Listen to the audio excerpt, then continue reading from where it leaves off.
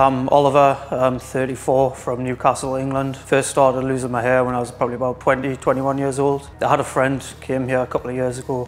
He recommended this clinic, so I checked it out online. Seen it on Instagram. Was impressed with his results, everything I've seen on Instagram. So that kind of gave us the impetus to come here. Compared to the prices back in England, it's a lot cheaper. I've been very impressed with the facilities, the hotel, the service. It's all been top quality. When I first came here, the consultation I had was great. The guy sat down with me, discussed the hairline that I wanted. I was happy with what they suggested. The procedure itself, I think it was about 5 or 6 hours long. Very, very impressed with the procedure. It was very straightforward. And they've looked after us ever since. So I've been happy with the results so far. I'm looking forward to seeing what the results are going to be like in the future. I would definitely recommend Hair of Istanbul to anyone who's thinking about coming and doing it. There's no point waiting and hesitating. If you want to do it, just come out and do it.